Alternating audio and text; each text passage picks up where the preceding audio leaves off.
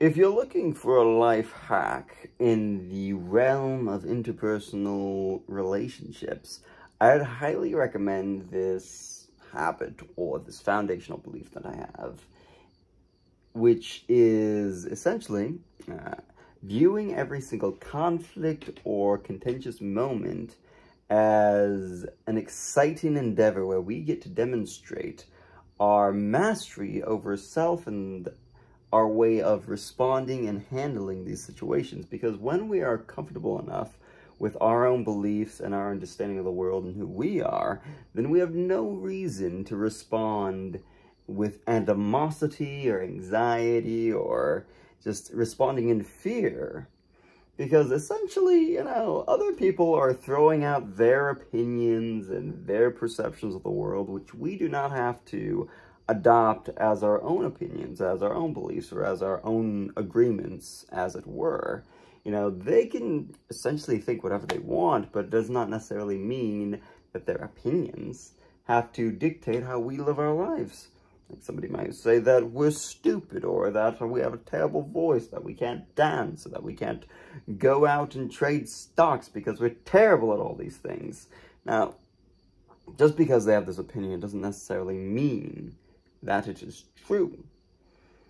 The reason that we may actually adopt it as true is because there's a part of us that actually feels that their words are speaking to a truth that we just don't want to admit.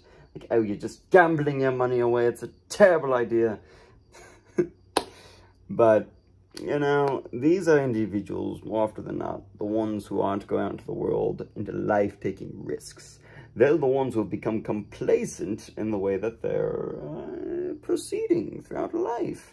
And that's one thing that I realized, at least with my choices and the things that I would do. I'd find certain activities that would allow me to sit comfortably in my complacency, whether I'm playing Clash Royale or maybe a little Apex. Maybe I'm too busy trying to hold on to my things. You know, Janine suggested that I get rid of some certain items, and initially I felt attacked, but it wasn't necessarily true. There's just, it felt like I was throwing money away since I spent money on these things. I had good memories. But then I realized that if ever I found myself in a situation where my interpersonal relationships were being damaged or harmed as a byproduct of my feeling towards my things, then it's probably a sign that I have some portion of me that hasn't been analyzed, or that's incomplete, or whatever.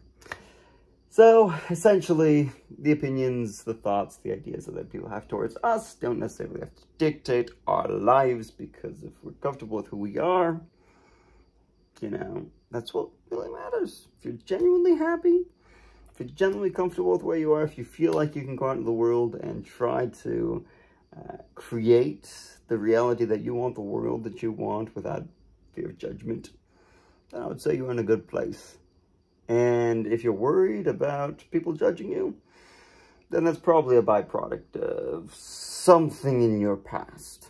It's not necessarily bad, but a little bit of self-analysis wouldn't hurt to try figuring it out. So that's the ramble for today. I'm very sweaty, and good night.